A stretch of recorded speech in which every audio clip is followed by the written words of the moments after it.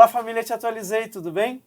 Vamos começar mais um episódio do nosso podcast, o Pode Atualizar. Eu sou o Max Cardoso e estou aqui com Alderino de Oliveira Lima. E hoje temos duas convidadas muito especiais para falar de um assunto sério, o acontecimento das prisões devido às manifestações do 8 de janeiro. Estou aqui com Carolina Siebra e com Gabriela Ritter. Sejam muito bem-vindas. Obrigada. Sejam muito bem-vindas. Obrigada. Prazer e uma honra estar com vocês aqui. A gente tem acompanhado o trabalho de vocês aí na defesa das pessoas que foram presas lá no dia 8. Não é só isso. Vocês fazem uma defesa da justiça, né? Isso está acima, né, de tudo. E acompanhando, dá até um orgulho, né, Marcos? Você fala Com assim, certeza. cara, eu estou diante de defensoras da justiça, muito acima de... Não é uma relação comercial que vocês têm com as pessoas. É uma coisa que vocês estão fazendo voluntária, de coração. Não é fácil. É caro. Vocês estão toda hora viajando, toda hora tendo despesa, mas vocês continuam. Continuam de uma maneira, assim, admirável. Então, você podia começar contando pra gente como que vocês entraram nesse tema. Como é que surgiu? Como é que começou tudo? E vocês são advogadas, né? É importante o pessoal saber também. Sim. Dia 8 de janeiro foi um dia diferente, né, na história do país. Logo em seguida, eu fui procurada por uma pessoa lá da minha cidade, que é familiar de uma menina que foi detida. E a mensagem que ela me dizia era: a minha irmã está desaparecida, foi para as manifestações e eu não tenho notícia dela, não sei o paradeiro. E aí eu comecei a buscar, né? Eu moro em Brasília faz 4 anos, e aí comecei a buscá-la nas listas, né? E eu costumo dizer que parecia um cenário de uma grande catástrofe, um grande acidente. Que nem a gente vê nos filmes quando se tem um acidente de avião. A gente fica esperando a atualização de lista das pessoas. E aí foi aquela situação que eu fui ligando para um, ligando para outro, onde é que foram levados, onde é que está... O que é que foi que aconteceu? E aí eu consegui localizar na chegada do último ônibus do dia 9 de janeiro, a Roberta chegando na colmeia. E foi assim que eu entrei nesse fatídico episódio.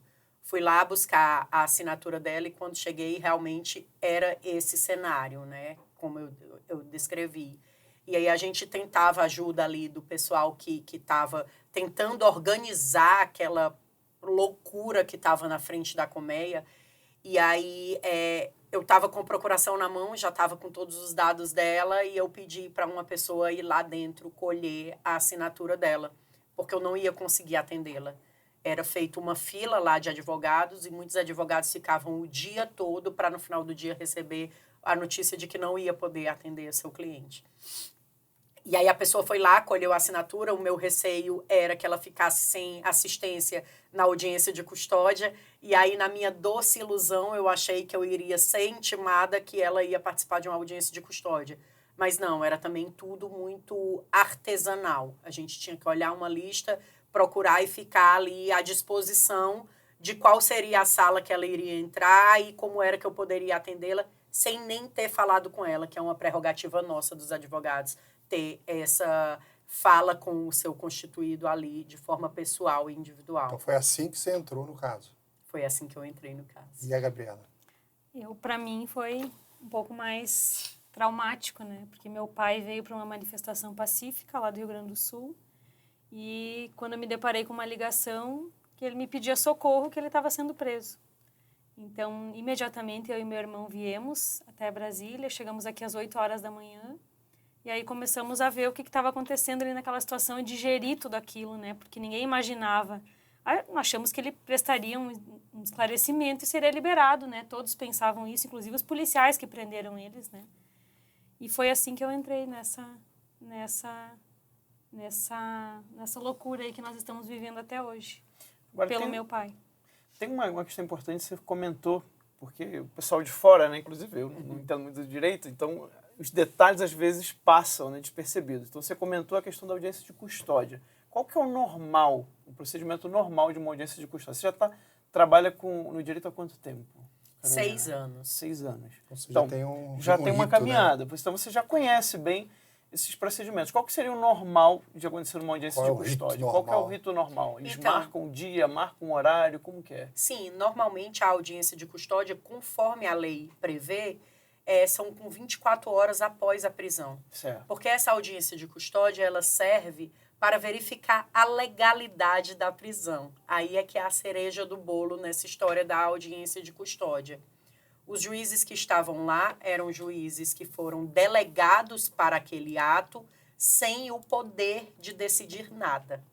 Então, eles estavam Caramba. delegados para funcionar no ato, só para funcionar no ato. Você está dizendo que, naquele momento, o juiz da audiência de custódia, ele traz com o cargo alguns poderes. Mas, para esse fato, ele foi posto ali e tiraram os poderes dele? Exatamente. Ele lia, né? Ele tinha um muitos... script. Ele Tinha um script. E assim, o que é que acontece? Não era um juiz? O Conselho Nacional de Justiça, ele tem uma resolução que traz que a pessoa que foi presa, ela deve ser ouvida na audiência de custódia pela pessoa que pediu a prisão dela. Certo. Então, a pessoa que pediu a prisão que vai verificar a legalidade. Como é que ela foi presa, em que circunstâncias, se ela sofreu algum dano físico e etc. E não foi isso que aconteceu, porque quem pediu a prisão foi o ministro do STF, mas quem fez essas audiências de custódia não foram delegados. E também o Ministério Público, os membros do Ministério Público foram delegados. Tem até caso que um membro do Ministério Público passou um vídeo na fala dele. Ele, ao invés de ler, como os outros faziam, estou aqui por delegação, e eles liam exatamente para deixar claro de que eles estavam ali em um ato delegado. Esse procurador, ele inclusive passou um vídeo já da fala dele, eu acho que de passar o dia todinho ali falando. Gravou, eu vou gravar e dava o play, e isso tem lá na ata da audiência de custódia. O procurador se manifestou através de vídeo gravado e etc, etc. Então, assim, essa foi uma das primeiras aberrações que eu vi, e isso, conversando com outro advogado que estava em Fortaleza, amigo da família, ele dizia assim, mas isso é ilegal, mas isso não pode. Aí eu digo, sim, mas isso é o que está acontecendo.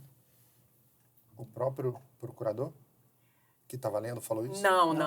Um colega, advogado tá. em Fortaleza, ele dizia assim, não, quando a gente estava conversando sobre o caso, né? Aí ele dizia, mas isso não pode, isso é ilegal. Sim, eu sei, Mas tá acontecendo. mas é o que está acontecendo. Então, assim, para as outras pessoas que não atuam no caso, é assim, não, mas isso é absurdo. Não, mas é isso que está acontecendo. É absurdo mesmo. Caramba. E depois as decisões, né, das audiências duraram mais de uma semana, né? Foi. Pra- Não foram com 24 horas, como é para ser. Começaram com 72 horas, as primeiras audiências, e levaram uma semana para serem concluídas. E a decisão de manutenção à liberdade provisória foram até 12 dias depois, né? Exatamente. 12 dias da pessoa passar pela audiência de custódia. Caramba. Aí parecia que foi um sorteio, porque sem critério nenhum, né? Pessoas com comorbidades ficaram presas. Pessoas saudáveis saíram. Ninguém sabe qual o critério utilizado. Tem ali. pessoas que a PGR pediu a soltura no momento ali dessa audiência, ela diz que se manifesta pela soltura. E mesmo assim, aquela pessoa foi mantida presa por meses. Pessoas com comorbidades mentais, que tiveram essas comorbidades mentais agravadas no cárcere. Porque a PGR, ela pediu a liberdade provisória de todos que foram presos no QG, né? Porque ali o que vale é o lugar. A pessoa que foi presa no QG, né? Não importa se ela foi para a Praça dos Três Poderes, o que ela fez. Se ela foi presa no QG, a PGR pediu a liberdade provisória. E se foi presa na Praça dos Três Poderes, pediu a manutenção da prisão. E mesmo com esses pedidos, o ministro Passou por cima. liberou algumas, soltou outras, inclusive do 4922. E para quem não entende, Max, é importante colocar nesse negócio do pedido da PGR, que é de exclusividade, a ação penal é de exclusividade da PGR. Então, se ela pede para soltar, cabe que seja acatado. Se ela pede para arquivar um processo penal, uma ação pública, cabe acatar, porque é de exclusividade dela, ela que tem esse domínio. Porque nesse caso, o juiz ele fica neutro, fora do caso, a PGR que vai oferecer a denúncia. Ou seja, a PGR que acompanha, Isso. que verifica, analisa. É o dono da ação. E Ele- no final, ele é o fala assim, acusador. senhor juiz, toma aqui os elementos, Isso. eu acuso essa pessoa. Aí ele fala, seu juiz, essa pessoa aqui eu não vou acusar porque eu não tenho elementos. Isso. E nesse caso, não importava o que... Não. Como é que funciona, assim, para ser mais fácil de entender? A PGR, ela representa ali o Estado, né? Então, tudo que é intransponível ali do Estado, a PGR é o representante. Então, ela que tem o dedo para acusar, né? Mas não é uma acusação qualquer, é uma acusação com elementos probatórios para acusar. O juiz, ele está ali para ser imparcial, entendeu? Então, ele está ali para... Aí ele me trouxe elementos, deixou eu analisar imparcialmente, realmente ele tem razão. Ou então, realmente ele não tem razão. Essa não é a base da aprovação do juiz de garantias? Sim, é exatamente de você isso. ter um cara separado. Até mesmo porque você não envenena o conteúdo do que está sendo visto ali. Verdade. Porque se o juiz faz a investigação, como que depois ele vai dar uma sentença contrária Exato, ao que ele mesmo fez. Aí você fala, esse cara tem dupla personalidade. Exatamente. Não é possível. Agora, a gente lendo as notícias da mídia sobre o caso, uma coisa que eu achei muito curioso, que não faz o menor sentido para mim, as pessoas foram... na mídia está dito assim, não sei como é que está no processo, né? As pessoas foram presas em flagrante no QG. Como pode? Como é que ela pode ter sido presa em flagrante no QG? No dia né? seguinte. No dia seguinte. Ou seja, isso realmente está no processo? Considera que as pessoas foram presas em flagrante no QG? Sim. Inclusive, tá se querendo se afunilar para corrigir essa ilegalidade gravíssima, né? Porque, na verdade, não é porque eu estava no QG que eu tinha a mesma pauta que a Gabriela que estava lá no QG também. A gente vem vendo isso ao longo de várias manifestações que o Brasil já teve. A questão do 20 centavos lá, que veio em 2013, tinha alguém discutindo pelos 20 centavos da passagem, mas a outra queria saber por que era que o estádio gastava um tanto dinheiro naquele estádio e não no hospital.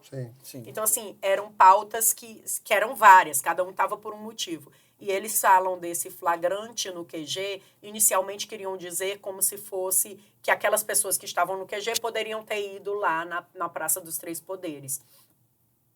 Certo, então elas não estariam em flagrante, porque o flagrante se daria ou na cena do crime, ou quando a polícia está em fuga, o indivíduo está em fuga e a polícia está atrás. Na continuidade ali. Na continuidade. Se eles estavam lá no QG, eles não estavam em fuga. Exato. Né? Então, mais de 24 horas depois. Mas o que se tem, assim, de alguns policiais que prenderam pessoas lá no QG é que eles dizem que estavam cumprindo uma ordem do ministro de prisão daquelas pessoas. E realmente, se você for olhar na decisão dele, que afastou o governador, tem a decisão de que prenda todas as pessoas que estão lá por conta das faixas que tinham no QG, né? Em alguns pontos do QG. Mas isso não significa que era uma unidade e nem havia uma incitação. Não. Mas aí é outro ato, né? E é outro ato. Inclusive, mais sério ainda, são as pessoas que chegaram depois dos atos, foram para o QG e foram presas em flagrante. Caramba. Vários ônibus chega no dia chegaram. seguinte. Do Rio Grande do Sul chegou um ônibus do Espírito Santo. Ou seja, elas nem estavam em Brasília no dia 8 de janeiro. Não, elas chegaram às 19h30. Um ônibus que veio de Santa Maria, do Rio Grande do Sul, chegou às 19h30. Sim. E as pessoas Depois foram dos presas fatos. depois dos atos. Foram direto para o QG. Diferente do que a PGR traz, por exemplo, nas alegações finais agora, de que todas as pessoas sabiam do que estava acontecendo, do que ia acontecer, e que era um grupo muito unido ali, as pessoas não sabiam nem que dia era a manifestação. Elas divergem sobre isso. Super normal, né? Então, algumas pessoas achavam que era dia 7, outras achavam que era dia 8, outras achavam que era dia 9. O pessoal da cidade, lá do Rio Grande do Sul, por exemplo, vieram para uma manifestação que seria na segunda, não seria no domingo. Seria no dia 9, né? Seria no dia 9. Então, não existia nenhuma consonância dessa data. Certo. Era tipo assim, o pessoal está descendo ali para a esplanada, vamos também. Sim. Até porque eles estavam tranquilamente indo porque a polícia militar estava acompanhando eles, estavam seguros. Eu vi um vídeo de um policial militar orientando o pessoal, falando assim, olha, nós vamos sair daqui tal horário, nós vamos seguir por tal caminho, vai ter a escolta, chegamos lá, tá, e depois a gente vai voltar para cá, meio que dando informações para todo mundo ir tranquilo. Sim. Sim. Tá? Nós vamos fazer tal procedimento. Sim, meu pai Tem um conta videozinho isso, mostrando o que policial tinham falando. algumas pessoas que estavam vestidas diferente, que pareciam ser mais agressivos, e eles denunciavam, ó, polícia, aquele Tem ali, várias imagens aquele cara do ali pessoal é perigoso. segurando lá na É. praça, pegando os caras que estavam de máscara, tirando a Sim. máscara do cara. Sim. Ou seja, dentro da manifestação você tinha gente que entrou nos prédios, Sim, mas o grosso, a maioria, ficou do lado de fora. sim. E ali, dá para ver muito nítido no vídeo, Sim. eles pegando os arruaceiros, pegando o pessoal de roupa preta. Até protegendo, Eu vi né, um cara os com prédios. uma bandeira do MST, bandeira do PT, e ele segurando, tal, entregando na mão da polícia, né? E tinha gente gritando assim, não quebre nada, Sim. protejam, é o Sim. patrimônio. Não concordo com gente, isso. não concordo com isso. Tinha um monte de E gente. engraçado que um dos policiais que foi ouvido como testemunha de acusação, ele fala que quando chegou ali na Praça dos Três Poderes, porque ele foi chamado, estava sob aviso e etc., ele disse que quando viu aquilo, ele disse, isso não parece as manifestações Não. que eu participei como profissional, de pessoas que vinham manifestar com bandeira do Brasil e etc. Gente, que cenário estranho. Ele relata isso na audiência. Então, assim, a gente vê uma divergência porque as pessoas que estavam no QG, como bem pontua a Gabriela, você passava no QG e não tinha um papel de bala no chão. Eram pessoas ordeiras, pessoas que estavam ali organizadas no sentido de que não deixavam sujar. Não eram porque havia uma organização de tarefas como eles querem colocar. Inclusive, a PGR traz isso, né? A organização criminosa que ela traz, e ela traz elementos de organização criminosa, é porque existia uma cozinha, é porque existia um teatro de fantoches, Uma tenda de uma tenda de massagem, uma tenda de oração. Tinha duas tendas de oração. Tinha duas tendas de Tinha oração. os evangélicos separados de católico, e tinha um pessoal do rito. Tinha um pessoal cozinhando. Tinha uma espécie de logística, né? Sim. Que eram pessoas que não saíam de lá. Sim. É.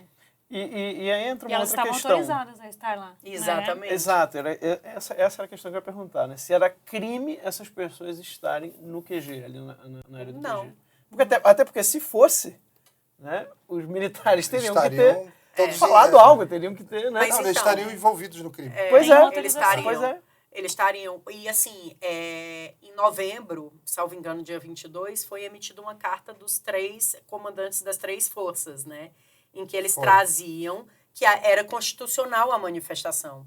E se manifestar, seja ele acampado em qualquer lugar, espaço público, de forma ordeira, como a gente viu por esses mais de 70 dias, não é crime. Nós vimos agora a corte aprovar e restringir ações de prefeitura e estado contra cracudos, que não pode tirar ele da rua.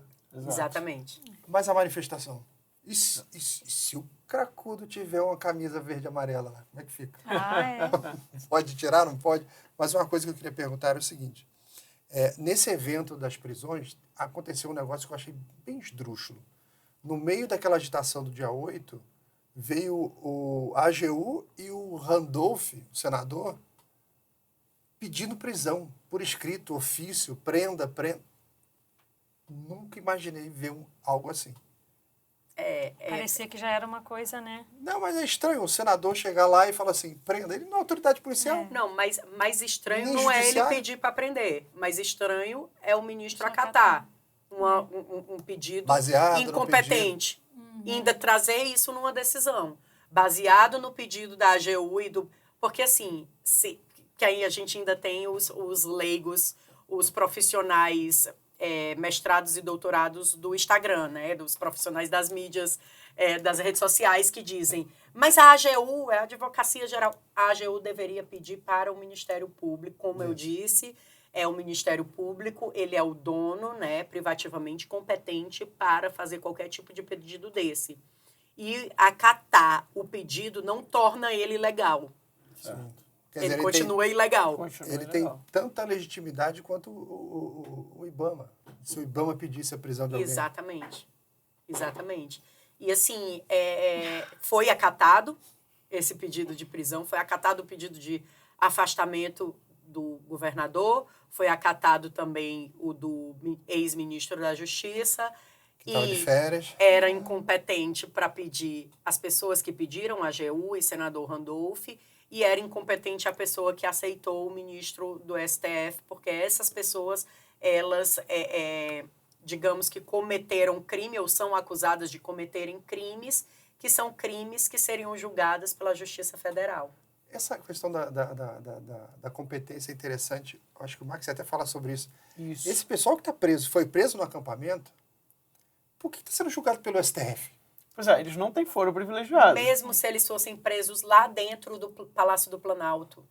É um crime... O Palácio do Planalto não é o STF. Não é o STF. Não é. Se fosse no STF, existe Sim. um artigo dentro do regimento interno do STF, que é o artigo Isso. 43, que diz que se você atentar contra o STF, você vai ser julgado por eles. Foi nesse mesmo artigo que eles usaram para dizer que quando você está na internet Isso. e Exatamente. fala mal do STF, Exatamente. Você está nas Você- dependências do você, STF. porque a internet é um Prolongamento. prolongamento das Onde dependências. o Wi-Fi é do grande, STF. hein? É onipresente. STF é grande, hein?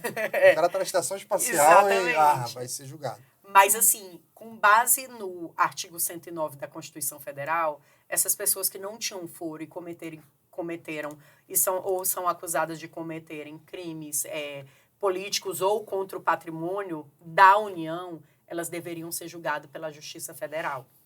Normal. Normal. É tanto que, o que aconteceu? As pessoas que foram presas no Senado, as pessoas que foram presas no Planalto também, aquele ato de prisão, o auto de prisão em flagrante, ele foi feito pela Polícia Civil, do pessoal do Planalto, e pela Polícia Legislativa, o pessoal que estava dentro do Congresso, né? Que são os dois competentes para prender ali naquela situação. Está no perímetro deles. Ok, tá ali na Competência. área deles, na competência deles. Eles prenderam, fizeram o auto de prisão em flagrante, o que é que eles fizeram? Encaminharam para a Justiça Federal, que era o que era para ser feito, normal, ok. E aí os julgadores ali na Justiça Federal iriam seguir com o processo, que seria o que era para ser feito. Mas não foi isso. A partir do momento que eles receberam, eles declinaram a competência dos processos. E isso para a gente... Justiça? A própria Justiça Justiça Federal declinou. E, assim, o juiz que pegou o processo das 38 pessoas que foram presas dentro do Congresso, ele declinou com base no inquérito 4781, que é o inquérito das fake news, que todo mundo já conhece ou deveria conhecer. É conhecido também como inquérito do fim do mundo, Sim. que é um inquérito que cabe tudo, né? Pois é. O que tem a ver as fake news com a invasão do prédio? Eu também não entendi, mas a gente seguiu, né? A gente reclamou e seguiu. E aí foi com base nesse inquérito que os 38 que caíram na Justiça Federal, na 15ª Vara, especificamente, eles foram declinados por conta disso. Caramba. Agora, o que acontece? Então, as pessoas estavam lá acampadas no QG, algumas nem se manifestaram, né? Muito menos entraram em prédios públicos. E aí acontece uma coisa que é muito esquisita, e que eu queria muito que vocês explicassem, né? Na hora que você, na hora que um policial, na hora que algum agente, né, ele vai fazer uma prisão, eu posso enganar a pessoa que eu tô prendendo? Tipo, eu posso falar assim, olha, entra aqui nesse ônibus. Vai para onde? Não, entra aqui nesse ônibus, né? Porque, assim, segundo algumas testemunhas, óbvio que eu não tenho como afirmar, porque eu não tive contato direto com as pessoas. Talvez vocês até tenham escutado algumas testemunhas. As pessoas nem sabiam para onde elas estavam indo, né? Isso é verdade? Vocês ouviram relatos sobre isso? É verdade. Ouvimos, é verdade. E temos, inclusive, um vídeo de um capitão do Exército que ele pede de megafone para que as pessoas entrem nos ônibus. Então, ali, naquele momento, ninguém sabia que estava preso. Eles entraram nos ônibus e ficaram circulando pela cidade. Né? A Gabriela pode até falar melhor sobre isso. Sim, nós temos vídeos também da Tatiane Marques, que é uma gaúcha, que é essa que chegou depois dos atos, e ela gravou e postou no Instagram dela no dia 9. Caramba. Então, assim, ela relata ali, é 8 horas da manhã, estamos sendo levados, não sabemos para onde. Depois ela posta vídeos dentro do ônibus, dizendo que eles estavam sem comida, sem água, sem banheiro. E aí depois ela posta outro vídeo quando eles chegam na sede da Polícia Federal, né? Final do dia já. Não, era 13h30, 4h30.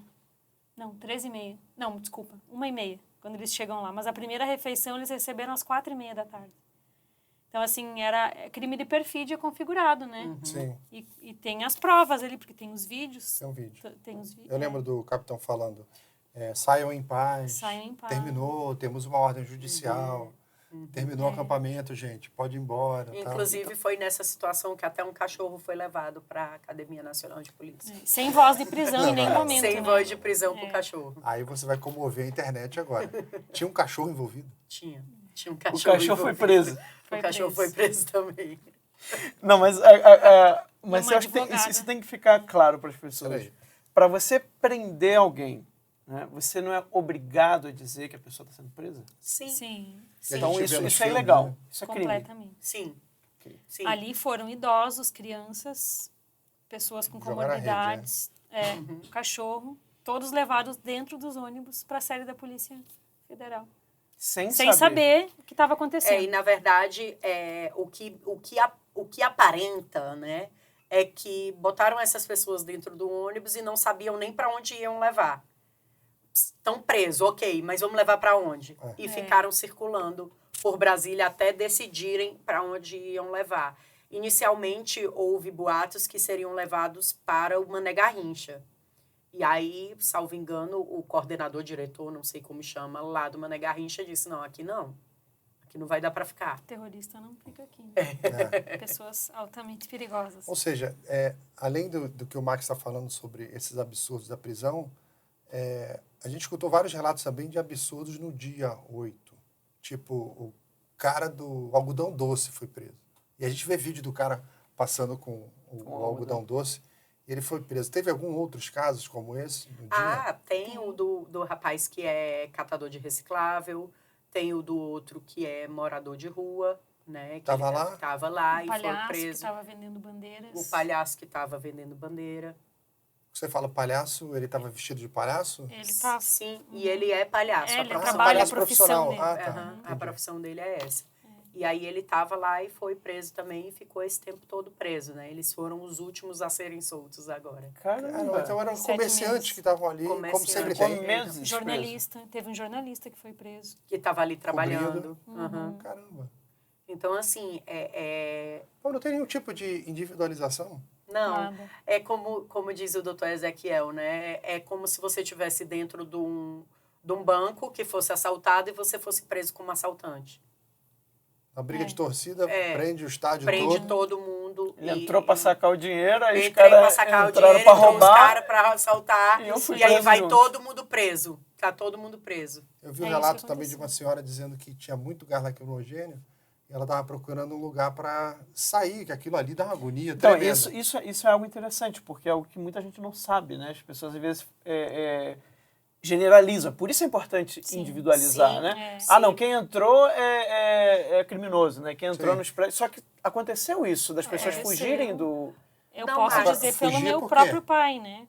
Por causa dos helicópteros que jogavam bombas e as pessoas podiam ser Assim, atingidas. É muito, Era um é caos, muito né? estranho isso, porque a gente questionou na audiência que ouviu as testemunhas de acusação se era um procedimento comum da polícia do DF jogar bomba em manifestação através de helicóptero.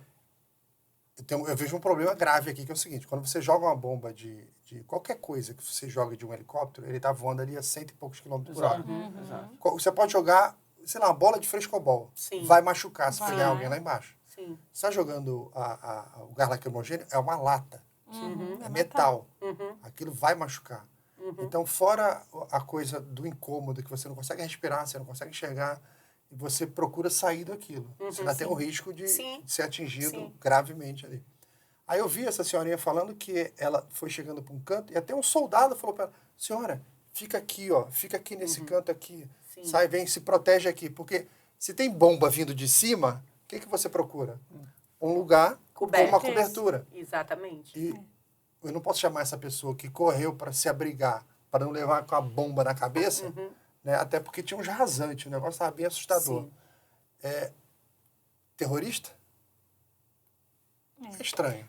As próprias testemunhas da acusação dizem que tinham pessoas lá dentro que entraram antes, mas que estavam protegendo, que estavam juntando caco de vidro, apagando incêndio, não deixando as pessoas que estavam lá quebrar. Então, Inclusive que só conseguiu conter algum uma pessoa lá que estava tentando quebrar alguma coisa por conta desses que eram maioria Que pacíficos. seguraram, né? Que seguraram e ajudaram ele, porque Proteger ele os estava prédios, né? ele estava em poucos homens, né? A própria testemunha do GSI, que estava desde as 7h20 da manhã dentro dos prédios, né, ele relata que era um pequeno grupo que vandalizava. A maioria estava ali com outro objetivo, orando, filmando, Ele estava impedindo a com aquele quebradeira. intuito de estar presente. Exato. Manifestar-se, né? Assim, o que me deixa chateada nessa situação, e aí eu digo chateada a nível nacional mesmo, é saber que as pessoas não olham o que realmente aconteceu, se baseiam em poucas informações, desinformações, digamos assim, de algumas mídias que tornaram aquele evento maior do que ele realmente foi. Não, nós vimos uma ministra dizendo que aquilo equivalia ao Pearl Harbor brasileiro. Exatamente. Exatamente. Absurdo. E assim, para mim, isso é desinformar a população. E imagina se isso fosse feito em outro local, vamos colocar no Rio de Janeiro, como vocês são do Rio de Janeiro, chegasse numa praia e prendesse todo mundo porque um grupo resolveu... Ontem teve um show ontem na praia no Rio. Exatamente. Arrastão, briga, assalto, um monte de coisa, e você prendeu somente as pessoas que Exatamente. participaram. Mas imagina se prendessem 2.000 pessoas ali. Pois é. Será que hoje não teria um protesto na internet de várias pessoas, vários direitos humanos, Sim, várias... claro, Exato. claro. Quer dizer, a partir desse evento, as ilegalidades começaram na atuação, na maneira como as pessoas foram presas, na própria reação. Essa coisa do helicóptero sobrevoando o pessoal e tacando bomba, realmente a gente nunca vi em lugar nenhum. Desproporcional. né? Totalmente No mínimo. desproporcional. Bom, tinha um ministro que dizia que não podia usar helicóptero, não tinha? Tinha. Ou era só Operação no Rio? Só a Operação no Rio nas favelas do Nas Rio. favelas não podia usar helicóptero, né? Então você já tem ali se formando uma série de ilegalidades aí na prisão dessas pessoas todas. Historicamente falando, quando você tem ilegalidade vinda do Estado, você começa a violar direitos humanos. O que vocês têm de conhecimento sobre isso? Então, as violações de direitos humanos são inúmeras. E aí eu falo primeiro da parte legal e aí a Gabriela pode falar das diretas com as pessoas diretamente. Mas na parte legal a gente começa pela incompetência, né, do ministro e a incompetência dos que pediram a prisão. Quando a gente tem uma incompetência, aquela pessoa não está sendo julgada pelo seu juiz natural, conforme prevê o Pacto de São José da Costa Rica. Toda pessoa ela tem direito a ser julgada pelo juiz, que a gente chama juiz natural, que é aquele juiz competente e imparcial. A partir do momento que eles estão sendo julgados pelo STF, eles já estão na última instância. Então, eles também perdem o direito ao duplo grau de jurisdição, que é o direito de recurso. É o direito de o julgador vai julgar e condenar ou não, e aí você vai recorrer para uma outra pessoa também imparcial, olhar se aquele procedimento foi correto ou não. E nesse perder o duplo grau de jurisdição, eles perdem também o direito ao habeas corpus, que é para verificar a ilegalidade daquela prisão. Então, não adianta entrar com habeas corpus, porque a decisão do ministro ali, ela vale pelo STF. Então, essas são umas das violações que a gente... São várias, mas essas são as principais desse início do percurso todo. E aí a Gabriela pode trazer as violações ali individuais, pessoais, né, Gabriela? Sim. O uso de algema indevido, né? As pessoas ficaram sem se alimentar, sofreram tortura, né? Mais de 20 horas. As pessoas do dia 8 ficaram na chuva, sentadas no chão, em frente à delegacia, a madrugada inteira. Aí ficaram sem se alimentar mais de 20 horas, algemadas, não podiam ir no banheiro, né? E fora a tortura sofrida com as prisões do dia 9. Que as pessoas foram colocadas nos ônibus em todas essas situações que a gente já falou. Do dia 8, falta de medicação. Mulheres sem calor. As mulheres sem itens de higiene básico, como absolvente. E não só isso, né? Depois, na cadeia também, as pessoas ficaram 7 dias com a mesma roupa. Continuou. Elas foram... Imagina, eles são acostumados a receber mais ou menos 40, 70 presos por semana. Aí chegam lá, 942 pessoas. Né? Bagunçou toda a estrutura. Não tinha colchão suficiente, não tinha nada. Então, assim, ali, pessoas que tomavam remédios contínuos ficaram sem as suas medicações. elas comiam com a mão. Eu sei porque eu estava lá todos os dias desde o início, porque eu tinha meu pai lá. E aí a gente começou a ver aquele desespero, começamos a entrar em contato com as famílias e fomos formando essa grande rede lá desde o início. Mas com a mesma roupa, sem toalha, sem nada, sem higiene para limpar a cela. Imagina, bota lá 18 pessoas numa cela, é questão de saúde pública, né? Não ter uma água sanitária para limpar. Mas a gente teve, no feminino, a gente teve a visita dos direitos humanos para verificar como estava a condição das mulheres trans que estavam presas, as presas comuns trans, e aí verificaram que elas estavam numa cela que era muito pequena para elas, e eram, salvo engano, em torno de 18. E aí eles retiraram elas dessa cela, dessa ala, colocaram numa ala bem maior e colocaram 100 e poucas manifestantes nessa ala. Num lugar que tinha 18. Caramba. E olha só o que aconteceu. Ali no início, aí todos entraram e foram vacinados, né? Obrigatório. Obrigatório. Obrigatório não. Eles sentiram-se acuados, porque se não vacinassem, constariam no processo. Eles ameaçaram eles, né? Então, meu pai relata que tomou 4 vacinas. Ele não sabe o que era. Ele não sabe porque já era na seringa, né? Ele não sabia o que era. Então, ele não faz ideia Mas do que colocaram no corpo dele. ele falou que era da Covid, né? E mais as pessoas outras que já ele não tomaram a sabe. vacina? Você não pode tomar 2 vezes. Mas alguns E aí- relatam que elas já vinham com a seringa pronta. E tem também, como se meu pai tivesse se negado a tomar a vacina lá no site da Convis. Mas ele tomou. Então, assim, aí eu fui questionar, não gostaram, e aí a gente fica com um certo receio de ficar mexendo quando tá a pessoa presa lá, tu ficar mexendo muito dentro do presídio, Mas pode tem um piorar a detalhe situação. dessa questão da vacina. Pessoas que eram de fora só poderiam receber a visita virtual se tivesse a vacina. E aí, talvez é uma modalidade nova do vírus. Peraí. Você está dizendo aqui, você está lá no sul, Sim. seu pai está aqui na cadeia. Aí você vai fazer uma ligação pela internet para falar com ele. Sim. E eles exigem que você, no sul, Sim. seja vacinado. Sim. A alegação é que o procedimento para cadastro é único.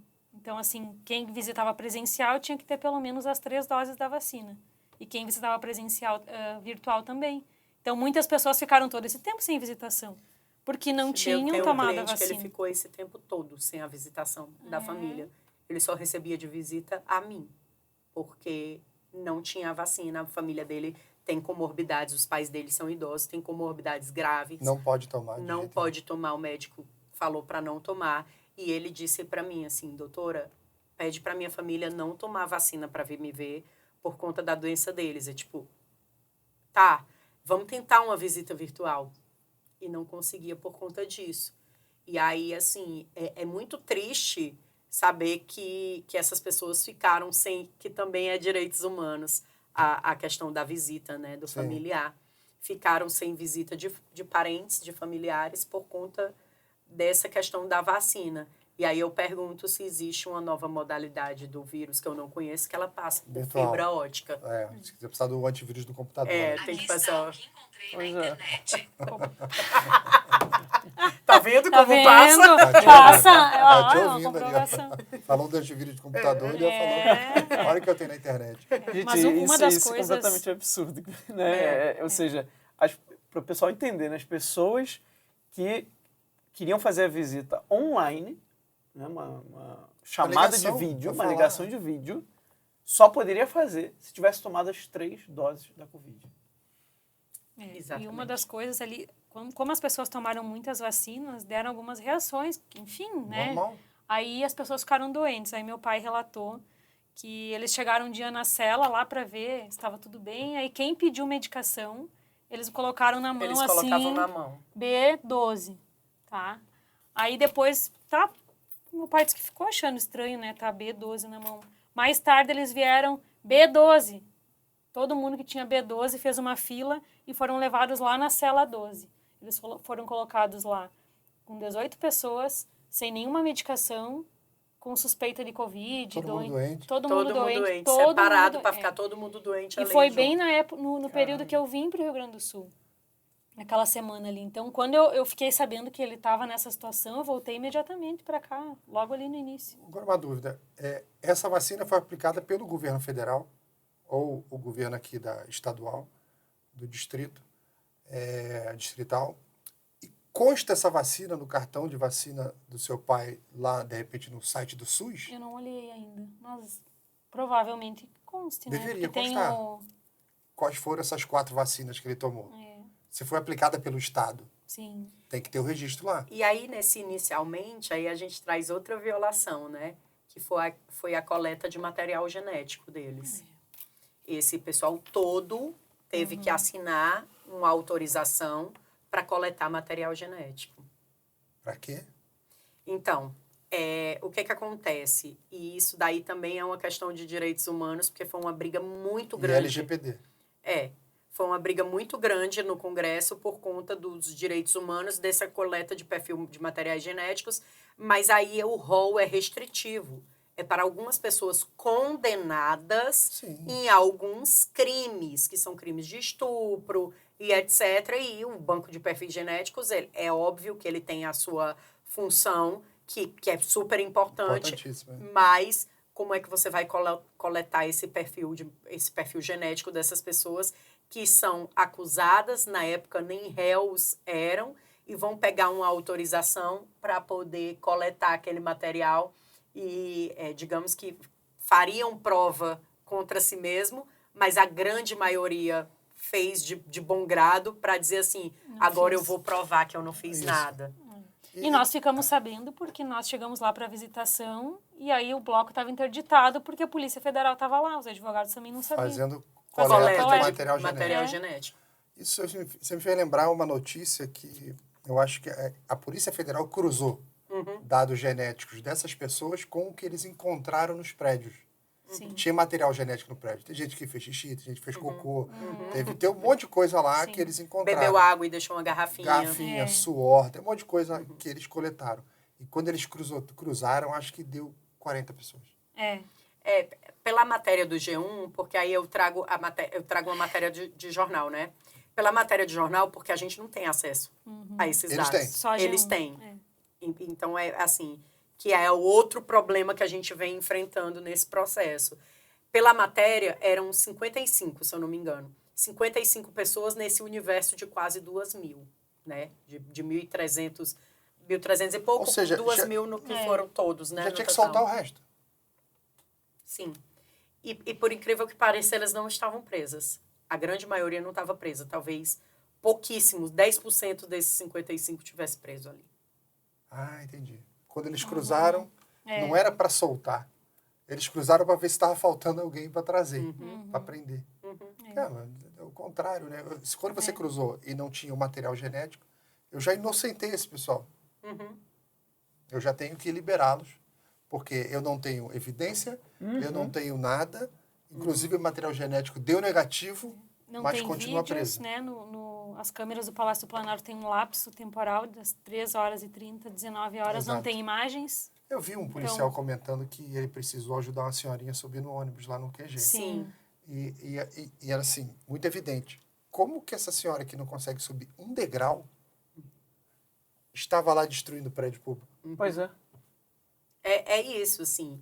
Se você for pegar a média de idade, a maioria... E o que é mais engraçado, né? Nas alegações finais, a PGR traz que foi amplamente divulgado nos grupos de WhatsApp que eles estavam querendo pessoas de bom porte físico. Sendo que as pessoas que a gente via lá... As pessoas que a gente viu sendo soltas...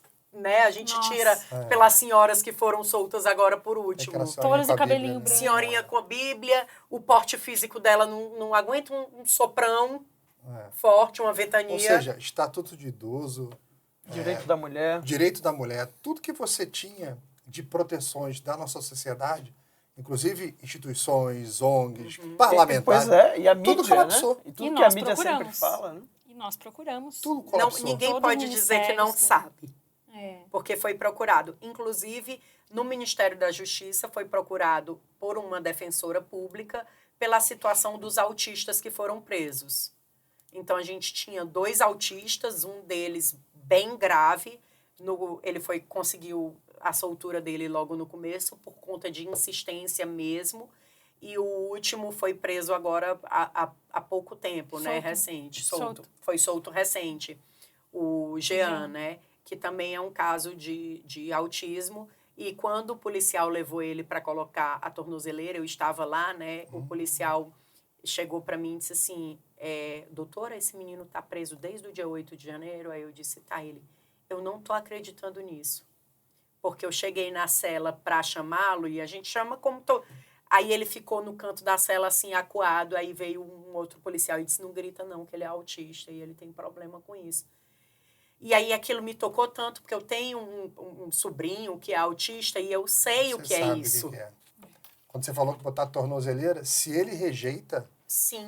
Ele corta a perna dele para tirar Sim. a tornozeleira. E aí esse policial relatou isso, né? Que ficou muito sentido, porque tem um parente que é autista, que era um sobrinho, se eu não me engano, e ele não estava acreditando. Então, a sensação do policial, ele olhava assim para mim como quem diz assim, meu Deus do céu, eu não acredito que isso está acontecendo. E é um policial que trabalha dentro do presídio. Sim. E ele não sabia que tinha um autista lá, Caramba. entendeu? Vocês chegaram a comentar de tortura, né? De coisas que poderiam se configurar torturas. Acho que uma pergunta que a maioria deve estar se fazendo agora, né, é possível denunciar isso? Para quem denunciar isso? Não sei, o Tribunal de Haia, né, Tribunal Internacional. O que fazer? Né? Sim, a gente ajudou a construir, né, uma petição com os parlamentares para que eles levassem essa denúncia, Para né? a ONU, né? Para a ONU. Agora, um mês passado, né? Foi. E, inclusive, pegaram um trecho, como a gente vem falando, né? A mídia, a parte da mídia que desinforma, pegou e disse que eles erraram o continente, etc., e fizeram um fuzuê quanto a isso, mas, na verdade, eles tinham marcado com um representante do Brasil na ONU para entregar pessoalmente esse relatório de violações para eles, e esse relatório foi entregue. E, assim, a gente está fomentando também essa questão dessa petição com eles para poder a gente ter um respaldo maior e ser entregue para esses tribunais. Porque você olha a Declaração Universal dos Direitos Humanos, gente, façam esse teste. Entrem na internet, botem lá, Declaração Universal dos Direitos Humanos, dá uma lida item a item, que você vai achar que aquilo foi escrito para o Brasil. E a Declaração Universal dos Direitos Humanos, ela foi construída numa época onde a humanidade tinha passado pelo maior período de barbárie da sua história. Cerca de 70 milhões de pessoas morreram de tudo quanto é maneira que você pode imaginar. A guerra contra os nazistas lá na Europa e tal. E a humanidade parou na hora da arrumação e falou assim, a gente precisa escrever um conjunto de regras para evitar a barbárie. Quando você lê as regras da barbárie para você evitar, e você vê que o Brasil está violando as regras da barbárie, você toma um susto. Porque, como você disse, a imprensa fica o tempo inteiro martelando um monte de falsidade, um monte de termos, e fica desumanizando aquelas pessoas que estão lá presas. E quando você olha a Declaração Universal, você fala, cara, o Brasil está violando regras que foram criadas para evitar a barbárie. E é isso que vocês vão denunciar. Sim. E aí a gente questiona, né, que foi falado pelo doutor Ezequiel também lá na audiência pública da Câmara dos Deputados, como nasce uma ditadura. Nasce com a omissão dos órgãos, com a imprensa, com a imprensa ali apoiando aquela situação, e é o que nós estamos vivendo hoje, né? Nós temos recorrido dentro do Brasil, os advogados têm feito o papel para defender as pessoas, todos os recursos possíveis dentro do Brasil a gente já fez. Então, agora nós já estamos partindo para outros caminhos. Porque a gente tem agravos que nunca foram analisados em decisões. E tem prazo. Que tem um prazo. A gente no dia de hoje, temos 49 presos homens e 2 mulheres. Normalmente a gente conta só com uma, porque a outra é a Ana Priscila, e a Ana Priscila foi presa depois do dia 8. Mas a Clio também foi em dezembro. Então, a gente tem uma senhora, que ela tem 55 anos, a dona Dirce. Ela possui comorbidades, possui problema de pressão. ela teve um pico de pressão alta que chegou a 23/19 a pressão dela. Altíssimo. Ela foi parar no hospital, então é uma pessoa que está esquecida, literalmente, lá na colmeia. E a gente não sabe qual foi o motivo que a fez ficar lá. A gente já viu em alguns lugares noticiando que possivelmente foi uma falha por conta do nome dela, que é Dirce Rogério, que suspeitam que tenha sido errado e confundido ela com um homem, porque ela foi a única mulher que restou lá. E todas as outras saíram. Eu tive a oportunidade de conversar com a dona Dirce. No dia que todo mundo recebeu o alvará de soltura, ela foi chamada pela psicóloga para ser avisada que só ela iria ficar. E aí ela teve um pico de pressão alta de novo por conta da ansiedade. E ela é das mulheres a única que resta lá. Ou seja, ela nem sabe por que está lá. Isso. Ninguém Não, sabe. ninguém sabe por que Ninguém saiu sabe. e ninguém sabe por que por- ficou. Porque Não tem ela critério. não fez nada, não tem prova nenhuma contra ela. Ela estava lá na Praça dos Três Poderes e foi detida e continua, segue lá no Você presídio. está me lembrando aquele evento da soltura no Dia da Mulher. Que o ministro passou por lá e resolveu Homenagear as aquele mulheres. gesto belíssimo, né, de soltar algumas mulheres no Dia da Mulher. Ou seja, uma decisão política significa que a prisão também foi política. Não deveriam nunca nem Se ter sido fosse presas. uma prisão que é qual- jurídica, você precisaria do argumento jurídico para soltar. Quando você usa o argumento político, é porque a origem é política também. E é triste, assim, você, por exemplo, a gente profissional do direito, chegar lá e visitar a dona Dirce e ela lhe perguntar por que eu sou a única que fiquei presa. Doutora, me explica. Eu não sei te explicar. Me explica por que eu fui presa. Eu não sei te explicar. Isso pra gente, assim, foi o que... Eu entrei na porta pela Roberta e eu me mantive pelas ilegalidades. E me mantive, assim, arduamente. A gente se mantém todo dia triste, né? Vendo o que é que está acontecendo no país com esses precedentes que estão sendo criados, né? São precedentes ilegais e isso vai causando jurisprudências e etc. E aí, mas ainda bem que a gente vai encontrando colegas pelo caminho que estão dispostos a lutar pelas nossas leis, né? E por conta dessas pessoas que estão sendo injustiçadas que a gente também continua. E aí eu trago também a situação de... Porque tem gente que diz, mas a pessoa estava lá dentro. Ok. Certo. Vamos pegar um caso, assim, esdrúxulo mesmo, o pior dos casos. Um cara que botou fogo numa viatura. Ele também tem direito. Ele também tem o direito de ser julgado. Ele também tem o direito ao devido processo legal. Da mesma forma que os traficantes recebem os alvarás deles de soltura, às vezes recebem bens como helicópteros de volta, essas pessoas também têm direito. Independente se ela foi lá, quebrou e etc. Ela também tem direito. Essa é uma questão A interessante. responder pelos crimes que ela cometeu. Não por crimes impostos. E não outra né? pessoa responder pelo crime que aquela outra cometeu. Sim, e pelo que vocês estão falando, não teve nem presunção de inocência, né? É Não, o contrário, né? Não, que também é outro direito humano. Isso é uma questão interessante que foge um pouco da cultura do povão, que às vezes vê um advogado defendendo um criminoso que jogou o filho pela janela. Havia um caso assim, né? Aí as pessoas falam, como que pode o advogado defender essa pessoa? E eles não entendem que ela não está defendendo a pessoa. Ela está ali para garantir que ele vai ser julgado pelo que ele fez e só.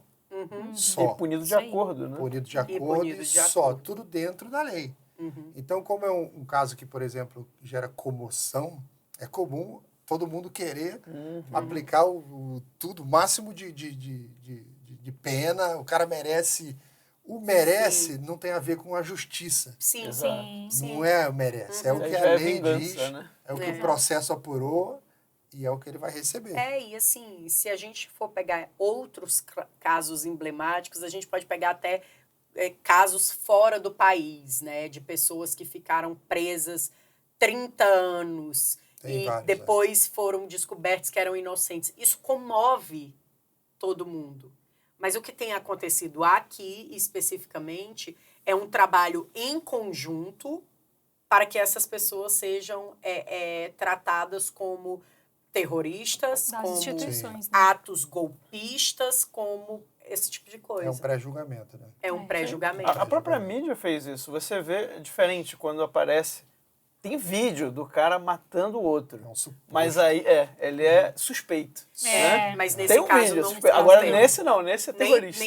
Nem pela mídia e nem pela justiça. E nem pelo ministro. E né? nem Porque pelo no ministro. no mesmo dia ele Sim. já chama as pessoas de terroristas. Né? Inclusive Então ele quem tuitando, vai né? julgar, sem nunca olhar no olho de ninguém, é ele quem vai julgar, já pré-condenando, Sim. dando palestras, né? Falando Sim. que não precisa individualizar as condutas. Eu vejo as pessoas comentando nas redes sociais lá, ai, porque tem que ficar preso não sei quanto tempo e etc, etc.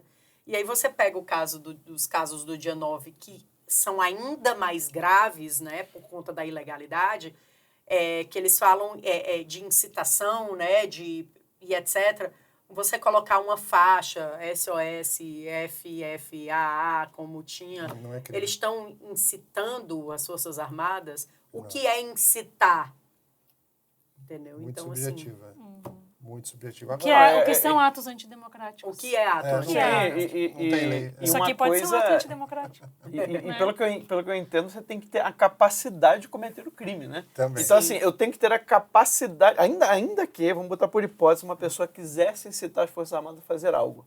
Ela tem que ter o poder de fazer isso. Porque senão seria a mesma coisa de eu botar assim, SOS alienígena, né? SOS marcianos.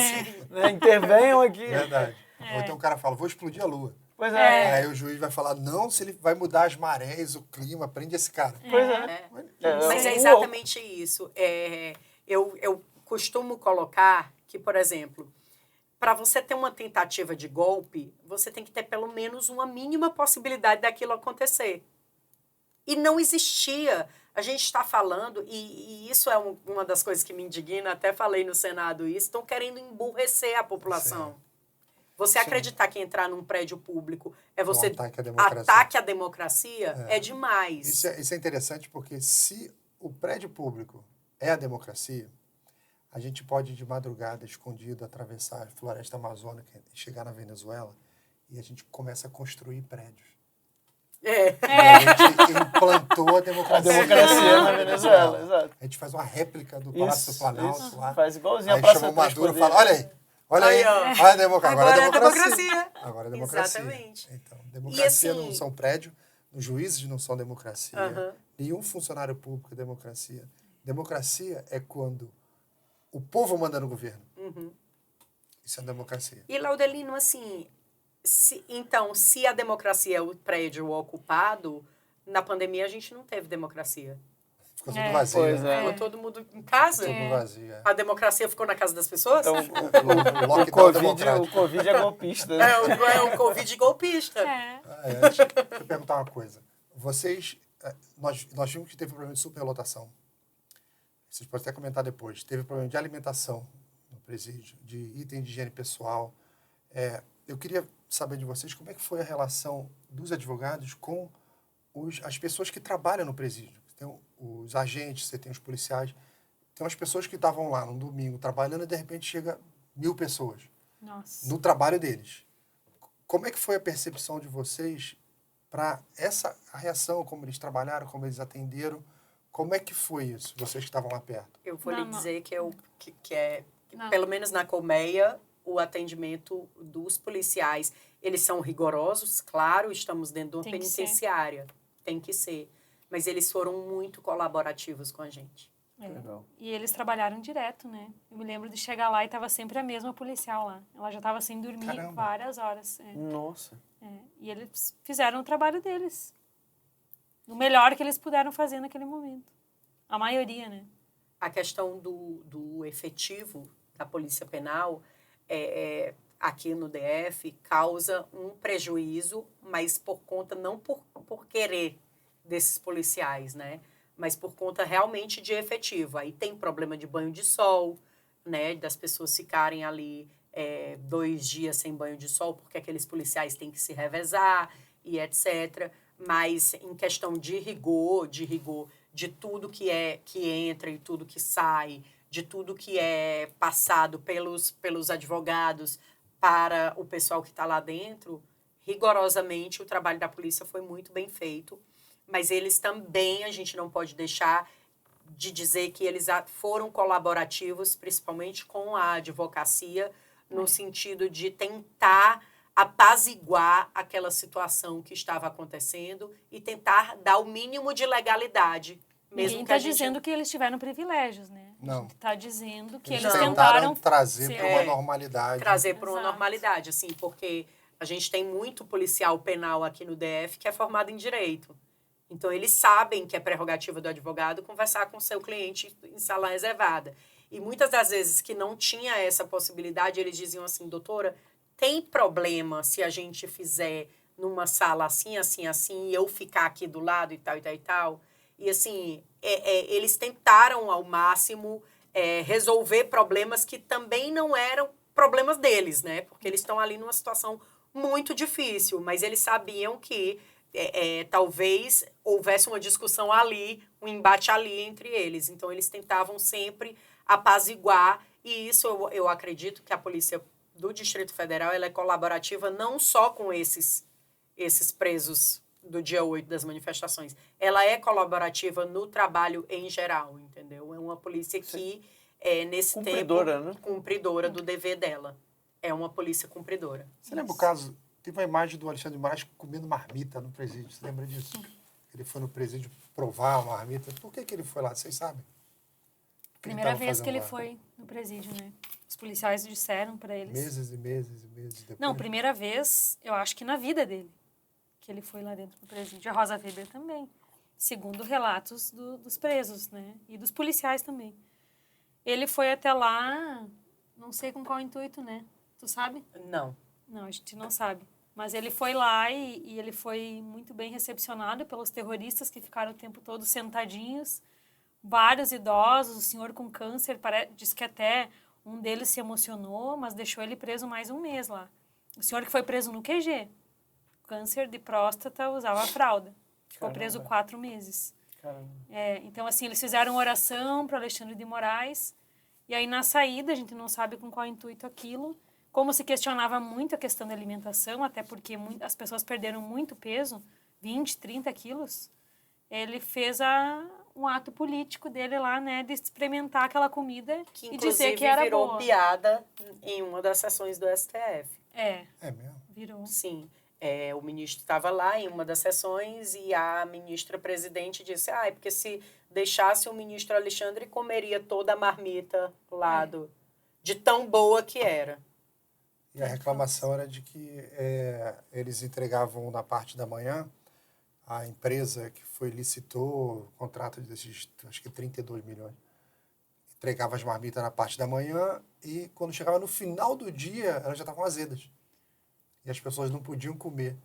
No final do dia, várias pessoas não comiam e ficavam com fome. E começou a ter uma espécie de contrabando de biscoito.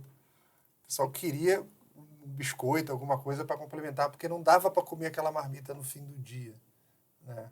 Ou seja, isso entra como?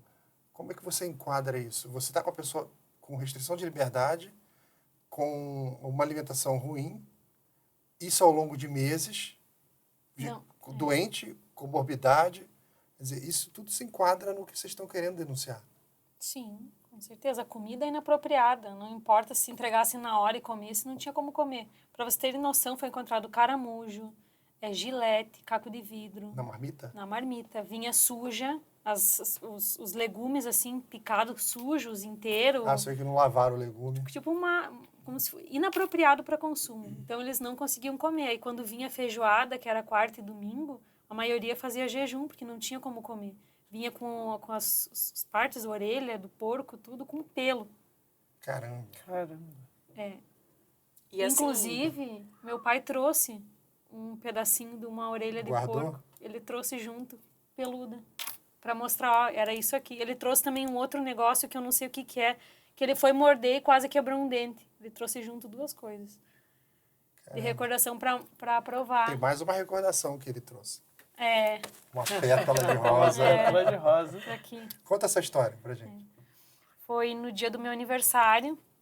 Eu fiz uma videoconferência, eu estava no Rio Grande do Sul. E aí ele disse assim, filha, não sei explicar como aconteceu isso, né? Mas eu encontrei não tem plantação, não tem árvore, não tem nada lá dentro que justificasse ter uma pétala de rosas e tinha na cela dele. Foi voando, entrou. Ninguém sabe explicar. E daí ele me mostrou, eu tenho isso aqui para te dar de presente pelo teu aniversário. Legal. Não. Então, assim, foi muito emocionante. E ele trouxe também essa pétala quando ele saiu. E aí eu mandei fazer Virou um um colarzinho, a minha tia mandou fazer para nós, para eternizar, né? Muito legal. E você comentou desse senhor que tinha câncer, né? E precisava até usar fraldas. Mas e você também tinha dito da falta de itens de higiene pessoal e todo o cuidado.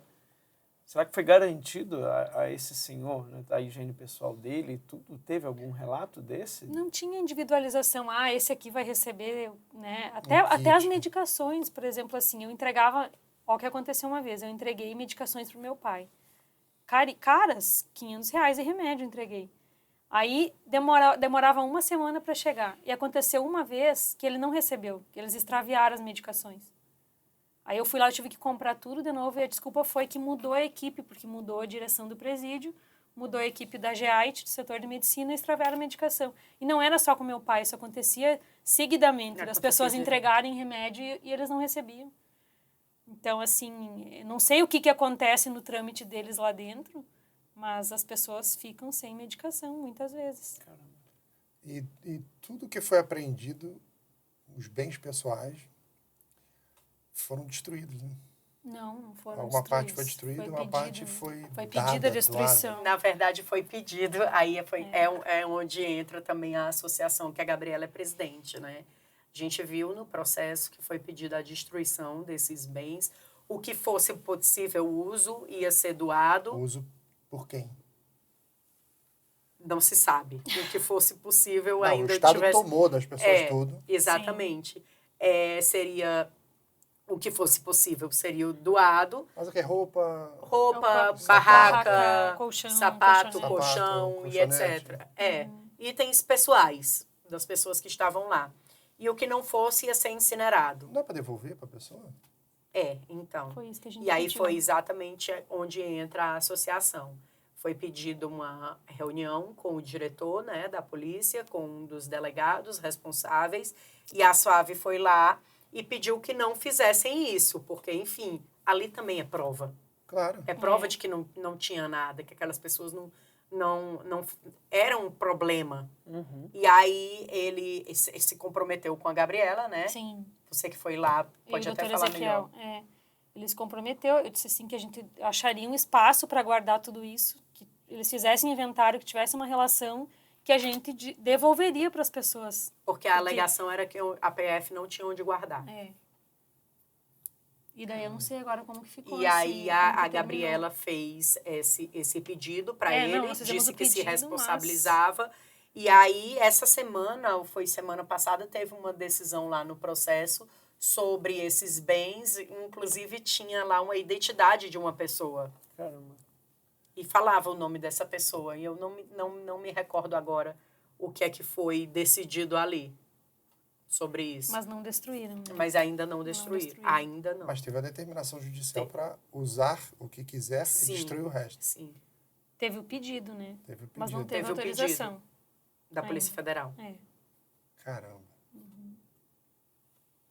Bom, e todo essa barafunda, nós vimos o comandante da Polícia Federal, todo pimpão, todo orgulhoso desse cenário catastrófico, pedindo para colocar a operação dele no LinkedIn, não, no Guinness, né? No Guinness. Botar no Guinness lá como... No LinkedIn já deve ter colocado. Já deve ter colocado no LinkedIn. Como a maior prisão no mesmo dia, tal, não sei os argumentos dele.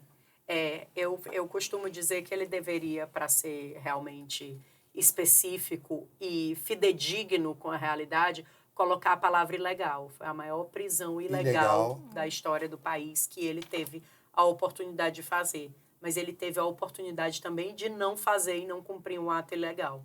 mas ele decidiu cumprir e quer colocar essa ilegalidade no Guinness. Inclusive, pediu para a assessora dele contactar o Guinness, assim ele fala na entrevista.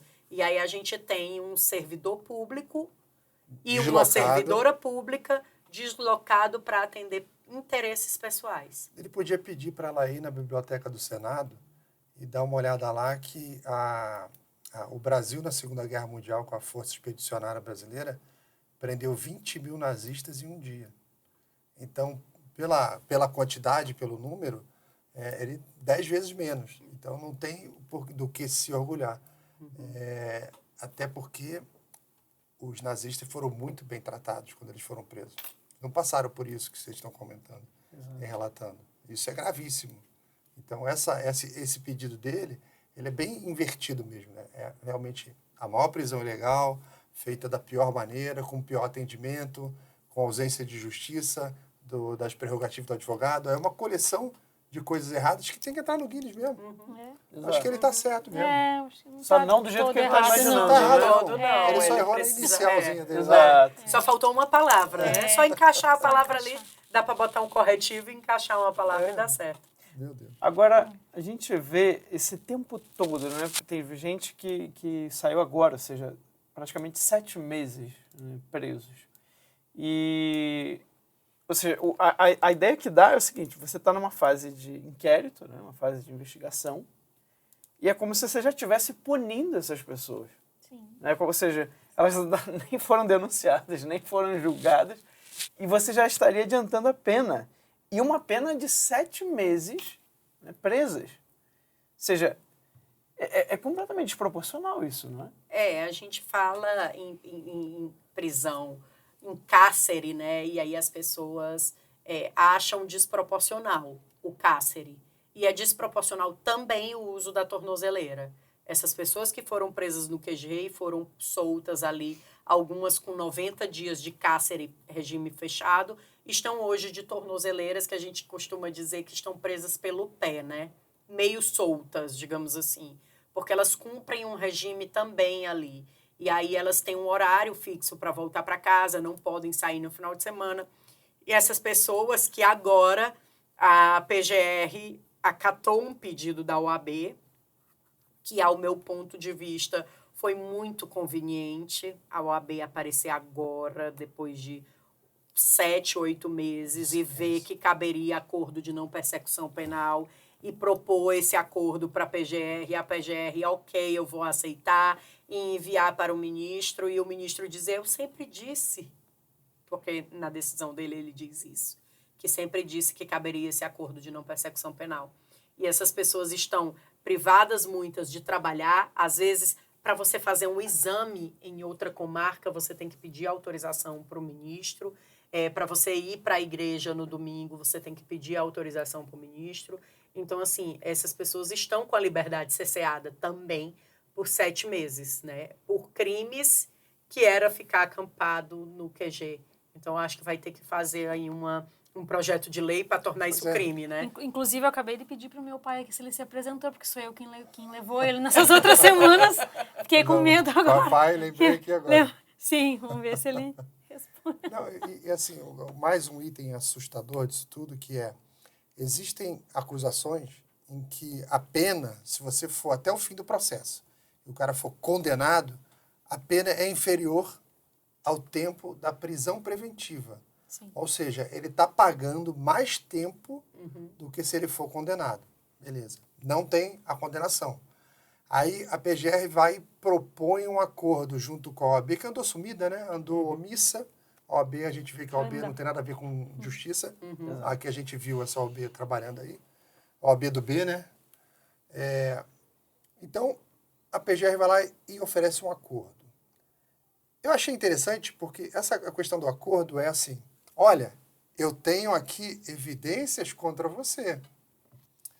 E se você fizer um acordo, ceder, a coisa pode melhorar para você. Ou seja, o acordo surge quando você mostra algo e faz uma troca. Só que não tem esse mostrar algo. Não tem individualidade, não tem materialidade, não tem nada. Ou seja, a impressão que eu tive é que, como eu não vou ter isso aqui, Se eu fizer um acordo e eles disserem que ele é acusado, eu pego isso e coloco aqui. Aí agora a gente formou um acordo invertido, né? Em vez de eu mostrar para o advogado lá o problema, tal, ele é que vai trazer para mim. Ou seja, a gente tem a sensação de que estão querendo agora, com a ajuda da OAB, Sim, se manifestou agora, limpar a sujeira. Então, eu costumo dizer que eles estão todo o tempo tentando colocar um elefante dentro de um Fusca. E eles não estão conseguindo. E aí agora eles vão fazer o quê? Abrir o teto do Fusca, tirar tudo de dentro, para colocar o elefante ali, apertadinho ali, para poder dizer que encaixa. Olha aí, eu não disse que encaixava. Entendeu? É o que muito me parece. E assim, tem vários viés, né? Esse acordo. Tem vários prós e vários contras, mas o ponto principal e o cerne da questão é o que você bem trouxe, Laudelina. Assim, eles não têm prova. Então, como é que eu vou te pedir para fazer um acordo comigo? Ó, faz um acordo comigo, tá? Eu quero comprar um carro seu, mas eu não tenho dinheiro. Eu tenho aqueles dinheiro de mentirinha. O que é o dinheiro de mentirinha? Você vende? Aí você me dá uma declaração dizendo que eu paguei. Que eu paguei. Que eu paguei de verdade. E a impressão que dá é que existe uma segunda camada do acordo oculta, que é a seguinte: não tenho provas. Confesse ou você vai ser julgado pelo Alexandre de Moraes. Não acordo. Parece uma ameaça. É como se fosse assim, ou é isso ou é você vai ser condenado. Ou você faz isso, ou a próxima etapa é com Xandão. Ou seja, vai ter gente que vai aceitar por medo de ir para a próxima etapa. Muita gente está cansado do uso da tornozeleira. Cansado, que eu quero dizer assim... Tem que dar carga. Chateado com outro ponto. Essa apresentação que a Gabriela bem falou. É toda semana. E os juízes das comarcas estão dizendo, eu nunca vi isso. Inclusive, aqui não tem cartão para você carimbar toda semana a assinatura. E eles, por incrível que pareça, diferente dos piores criminosos desse país... Não tem. Tem que assinar toda semana. Entendeu? Então Ou seja, está evado de irregularidade, está cheio de nulidade, está cheio de coisa errada no processo como um todo. Assim, a tornozeleira também, muitas pessoas perderam o emprego. Tinha pessoas ali que eram motorista de caminhão, iFood, aí não podem sair, tem que estar em casa às 18 horas, finais de semana. Então, assim, tem um relato também, que até foi trazido por uma jornalista, de uma mãe que tinha que levar o filho para outra cidade fazer um tratamento de saúde e não está podendo levar o filho. Então, assim, ela falou já, se tiver um acordo eu vou assinar, porque eu preciso cuidar de tocar a minha vida. Então, não vou terceirizar a minha tarefa, cuidar do meu filho, para outra pessoa fazer. Então, assim, existe essa... Então, mas isso daí também, né, para um tribunal internacional, por exemplo, configura uma maneira de você se utilizar do sistema, né, judiciário como um instrumento de tortura, né, psicológica, de assédio moral, de chantagem. Né? Agora, algo que fica, né, para a gente pensar, mais uma vez, dos direitos fundamentais, todo juiz ele tem que ser imparcial no processo que ele está julgando. Agora, a coisa mais esquisita que a gente vê é quando o juiz ele é vítima, né? Ele investiga, né? Ele vai julgar, ele vai condenar. Como é que fica isso, né? Essa questão da imparcialidade daquele que julga? Nós estamos vendo isso desde o início, né? Desde o dia 8, em que ele já chama as pessoas de terroristas e que seriam punidas com o rigor da lei, né? Twitter, né? No Twitter dele. Falam bastante. E aí a gente só foi acompanhando as manifestações dele no decorrer do processo, sempre nesse sentido. E não só dele, né? Dos demais ministros também. Então, a Carol com certeza vai complementar, porque a Carol, né? O ministro, ele trouxe várias falas emblemáticas nesse caso, né? Que as pessoas precisavam ser recivilizadas, né? Porque elas não tinham civilização. O Barroso também falou numa entrevista para a UOL que o STF era o guardião da democracia e que tinha como missão recivilizar essas pessoas, porque ao mesmo tempo que elas oravam 3 Pai Nosso e 1 Ave Maria, elas falavam palavrões. Então, o STF é quem deve, né, mostrar para as pessoas o que é certo e o que é errado. Então, não é só civilização, eles estão fazendo também uma catequese, né? Ali precisa cuidar que as pessoas são cristãs, elas não podem falar palavrão.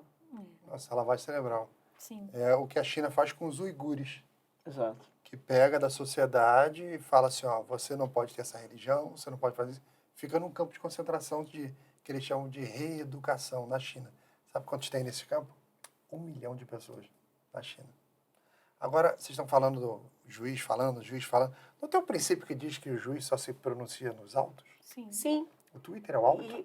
Não. Inclusive, é esse mesmo ministro que é o ministro que relatou, né? Ele participou de um aniversário, se eu não me engano, é um aniversário de uma revista, ou foi um evento de uma revista, e ele falou uma seguinte frase, né? Vou parafrasear, porque eu não sei as palavras corretas que ele utilizou. Que essas pessoas tinham que trazer prova da sua inocência. Oh, Porque se já entraram lá, elas já eram Já culpadas, já cometeram cometeram crimes. crimes. Pelo fato de... Não precisa individualizar as condutas de A ou B. Se elas estavam lá, elas já cometeram crimes. Essa foi quer a dizer, fala você dele. faz o vestibular, entra na universidade, vai estudar Direito, aí tem o primeiro dia de aula. Aí o professor manda você abrir o Book One. Abre primeiro, lá no primeiro livro, no primeiro dia de aula, já se diz o inverso, que a presunção é inocência, não é da culpa. Mas é completamente o contrário do que a gente está vivendo, Laudelino. Mas esse não é o mesmo cara que escreveu um monte de livro, de direito? Sim, inclusive você traz coisas que ele falou, mas uma coisa são os livros. O cara do livro é bom? O cara do livro é bom. O cara do livro é bom. Será que foi ele que escreveu, o Ghostwriter? Aí eu já não sei. É porque, assim, explicando para Não estava lá. a nossa audiência, né? Quando você tem a estátua da justiça, que é aquela senhora segurando uma balança, Com os olhos vendados. por que ela está com o olho vendado, né? Segurando a balança lá? Porque ela vai deixar que alguém coloque lá, que vai ser defesa e acusação, você colocar o coração dos homens ali, e a justiça vai pesar o coração dos homens sem ver. Isso. Depois do resultado, é que ela aplica a espada, que é da pena. Mas ela não coloca coração na balança, ela não bota o peso do outro lado tal, e fica fazendo nada disso. E ela é simplesmente vendada, a deusa Têmis, exatamente para não enxergar cor, credo, Nada. raça Por e isso etc. é cega. A deusa Têmis. Cega não, ela está vendada. Ela está vendada. Justamente para que ela não tenha nenhum tipo de participação e seja um negócio... Mas a venda está limpo. sendo assim agora. O que a gente está vendo é que o juiz está de binóculo, né? É. De binóculo. Não tem balança. Não tem balança. Não tem balança Não tem balança. nenhuma e está fazendo o que ele quer. Não O tem. que é certo para ele. Sim, só que isso não vai durar para sempre. Esperamos. Isso tem que ter um fim. Esperamos que não. A gente tem visto cada vez mais, inclusive pessoas do próprio judiciário, pessoas que estão reagindo. Tem procurador. A maioria, quando se aposenta, vai lá e começa a falar. Sim. Começa a falar. E a gente que está do lado de fora se assusta e fala, caramba, um juiz falando? Caramba, um procurador falando, um desembargador falando? Por que não falou antes?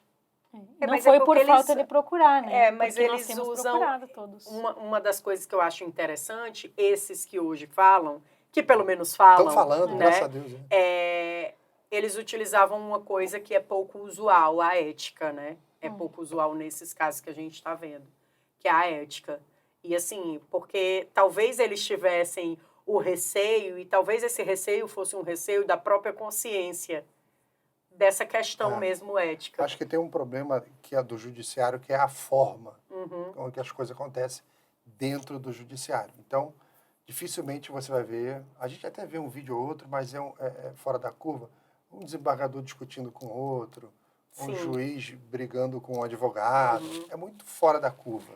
Você tem um rito, você tem um padrão para seguir. E tem princípios que dizem, olha, um juiz não pode criticar a decisão de outro juiz. Exato. Exatamente. E aí você tem um organismo que é regulador do STF Sim, Sim. e que não está falando. não está Sim. falando nada. Tá deixando, né? E isso é preocupante, né? Quando a gente traz dessa questão aí da presunção de inocência, vamos voltar só um pouquinho para trazer que isso está nos livros que eu estudei, né? Não sei se é universal, no Brasil, né? Todo mundo que estudou direito estudou isso. Porque me parece, pelas decisões lá da PGR, pelas alegações dela, que não é. Porque é tipo assim, se um estava cometendo crime, os outros 2.999 vão responder pelo aquele crime daquele um, entendeu? Então não pode ser o contrário. Eu posso ser influenciada pelo Laudelino de forma negativa, mas a grande maioria que estava pacífico e orando não pode ter influenciado aquele um que estava quebrando alguma coisa. Claro. Entendeu? Então, que parâmetro é esse?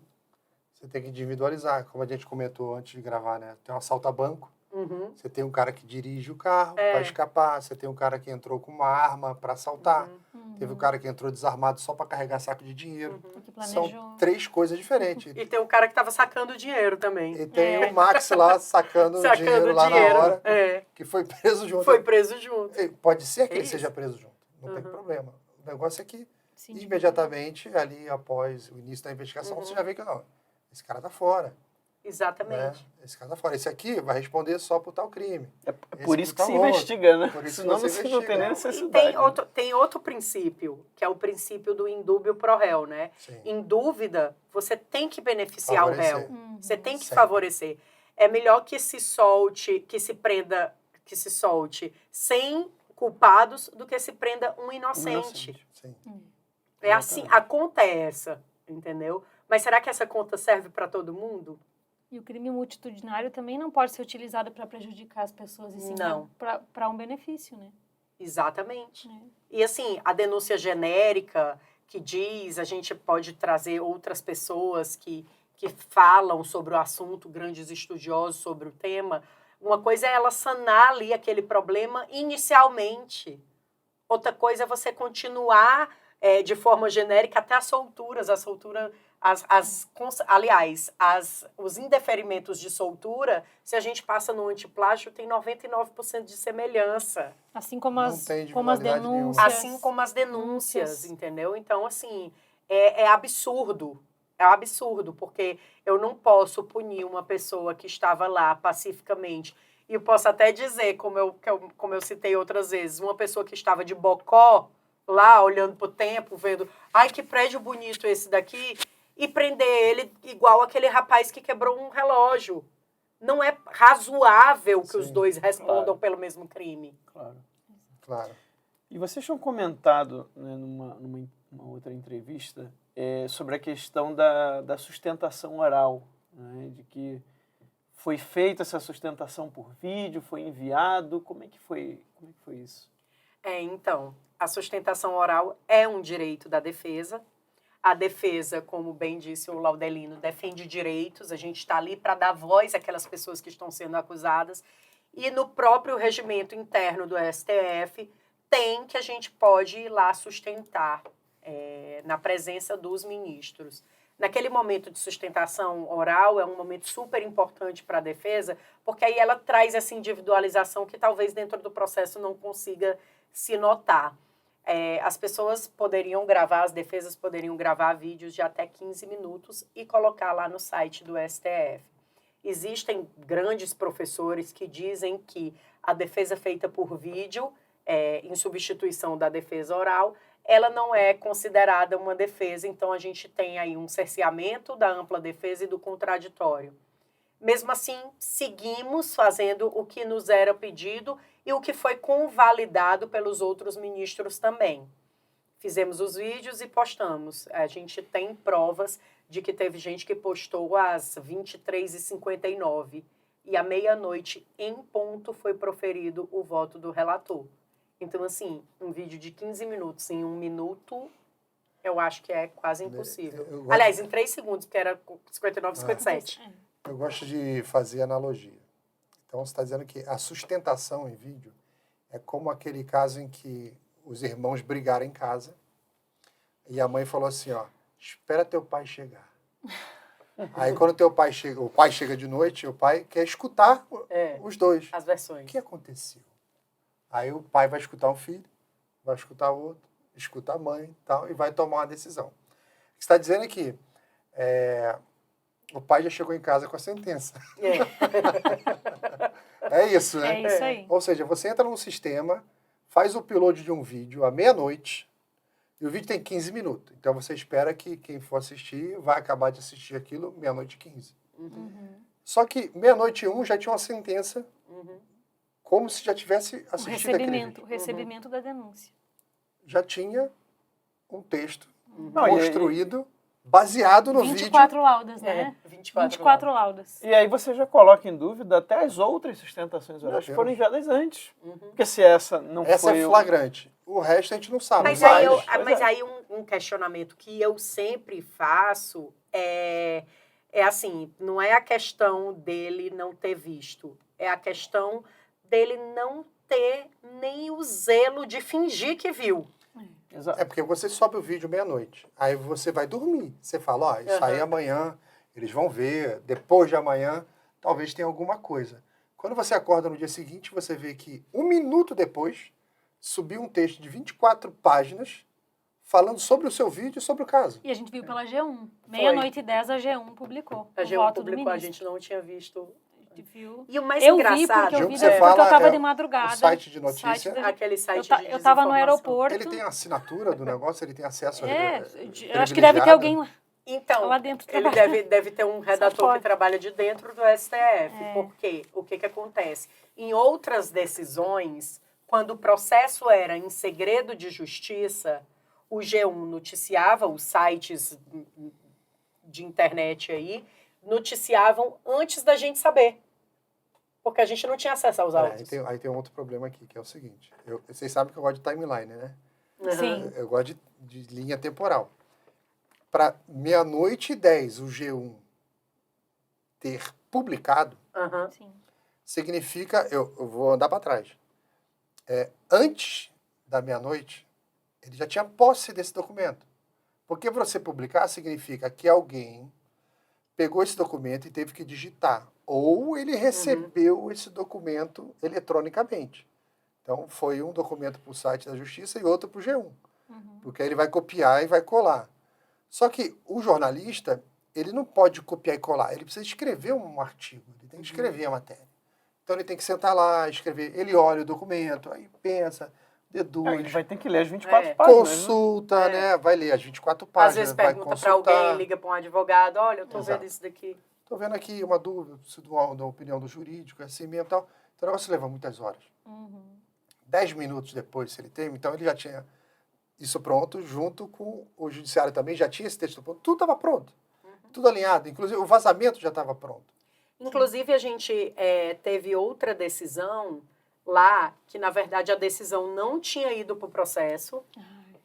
E estava lá no site do STF a matéria. Assim que você entrava no site do STF, tinha a matéria. Eu não lembro se era quando eles tornaram-se réus. Não era da UOL? Ou era ou era não. Teve uma do próprio site, que aí todos os advogados começaram a ligar para lá. Que era de não procedência das concessões de liberdade. Eles não iam liberar as pessoas, era algo desse tipo. Tá, mas a notícia estava no site do STF. Estava no site como imprensa. Notícia da Exatamente. pessoal de imprensa. Terroristas, e a notícia era desse jeito. Terrorista, ministro Alexandre de Moraes decide que terroristas continuarão presos. Era algo nesse sentido, eu não me lembro bem, eu sei que o nome era terroristas e a matéria vinha. Quer dizer, foi para a falando área sobre de a decisão. jornalismo do STF, antes de ir para o processo? Antes de ir para o processo. Aí o que aconteceu? Esquisito. A gente conversando com um advogado ou outro, rapaz, você recebeu? Não, não recebi. Entrei no processo, não tem. Não, você achou? Não vi. Vou ligar para lá. A outra doutora, vou ligar também. Aí eu liguei antes. Eu quero saber porque saiu aqui na... Doutora, infelizmente aconteceu um probleminha aqui. Realmente saiu a matéria antes da gente colocar aqui no processo, mas isso vai já ser resolvido. A data e hora no processo é posterior à matéria? Sim.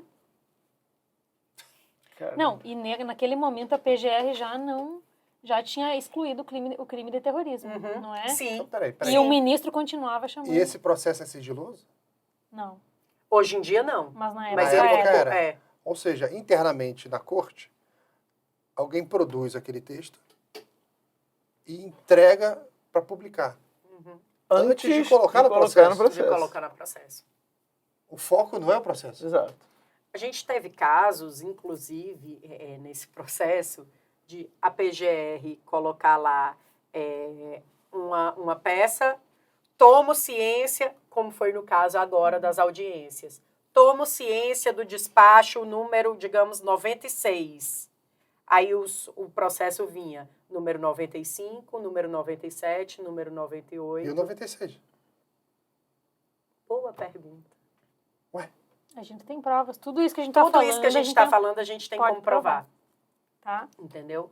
E aí, assim, nessa questão das audiências especificamente, a gente tem situação que aconteceu do advogado, que inclusive são os nossos colegas que a gente fala direto, receber a ligação, doutor, não vai entrar na audiência? Ô, como é que é a audiência? Não, o doutor foi intimado. Eu fui intimado dele entrar na audiência, que foi o doutor Ezequiel, entrar na audiência, fazer a audiência Pedir para suspender. Pedir para suspender, não acatarem a suspensão e ele ser intimado no outro dia depois que aconteceu a audiência. E tudo isso ao AB calado. Ao meio-dia.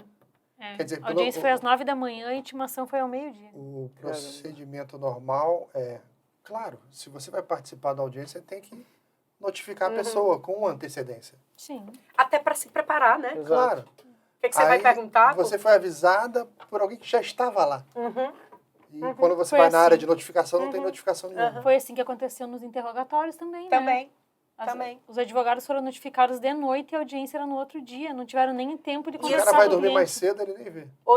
Tem outro detalhe, por exemplo, uma das testemunhas de acusação foi pedido pela PGR que essa pessoa fosse liberada porque ela tinha se tornado réu. Onde era que estava esse pedido? Não estava no processo. Aí, quando você perguntava na audiência, excelência, não vi o pedido. E diga-se de passagem para as pessoas entenderem, né? Não era o ministro Alexandre de Moraes que estava fazendo a audiência. Nunca foi, a gente nunca teve contato com ele, nunca olhou para ele. Não era ele, era um juiz delegado. Excelência, não está nos autos. Está na PET 10.820, que era uma PET que até hoje, se você procurar qualquer coisa dentro, você passa o dia todinho e não consegue achar. Então, assim, tudo que é inachável está dentro da PET 820. Tem mais de 30 mil peças, né? Você fala PET, é um anexo do processo. É um processo. Que tem um número. É o processo em si. E aí, normalmente, eles diziam isso. E, assim, existia essa conversa que a gente pode ver por esses números que desaparecem de dentro do processo, que é uma conversa que não seria dentro dos autos. É uma conversa não republicana ali que está acontecendo que a gente não sabe. Tiraram a folha do... Tiraram uma folha. E não é uns autos físicos, né? Porque nos autos físicos, quem lidou com auto físico sabe que era fácil. Né? E era fácil, assim, tipo, faltou uma prova aqui que o estagiário esqueceu. Bota aí, risca os restos dos números, encaixa esse negócio aí no meio. Não tem como. Mas até tem, porque no início foi físico, né? No início foi físico. E tem algumas páginas que estão faltando, né? Que estão numerando errada. Numeração errada. Nos primeiros dias, dia 13 de janeiro, o processo se tornou eletrônico, né? Depois que o ex-presidente se tornou parte do processo, aí eles decidiram abrir o processo. Ou seja, a súmula 14... Para quê? Explica para o pessoal o que é a súmula 14. A súmula 14 é que os advogados têm direito a todas as provas dos autos do processo. E todas essas provas incluem também os vídeos, né? E as provas que embasam o processo. E uma das coisas que eu acho mais interessante da história toda é que lá, nessa decisão do ministro Alexandre de Moraes, que foi um pedido do Randolph e da AGU, ele coloca ali que a Polícia Federal mande todas as imagens e etc, etc, etc. E a Polícia Federal não acatou um pedido do ministro. Isso, sério? Porque a gente só recebeu as imagens agora. E, inclusive, junto com essas imagens, vieram todos os e-mails que foram das pessoas que denunciaram. Ou seja, ficou público no processo ficou. Quem estava denunciando. Anonimamente, né? Eles acham que era anonimamente, mas a gente sabe tem irmã denunciando irmã, um negócio assim. Tem uma irmã que denuncia a irmã. Caramba. Eu faço uma pergunta assim.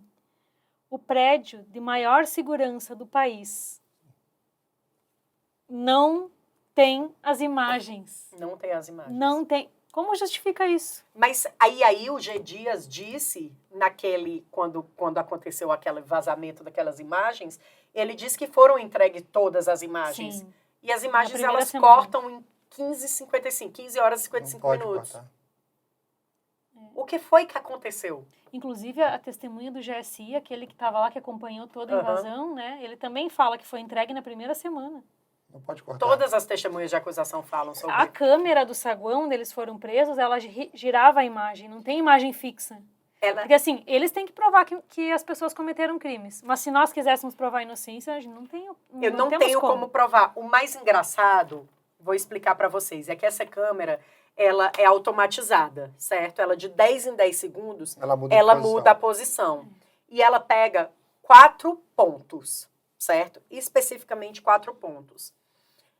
Tem um certo momento, perto dessas 3h55, que essa câmera você vê que é uma pessoa que está mexendo.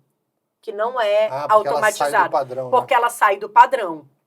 E quando ela sai do padrão, ela foca em uma faixa que colocaram lá dentro. Aí ela foca nessa faixa, na faixa dizia eleições limpas, eleições transparentes, era algo nesse sentido.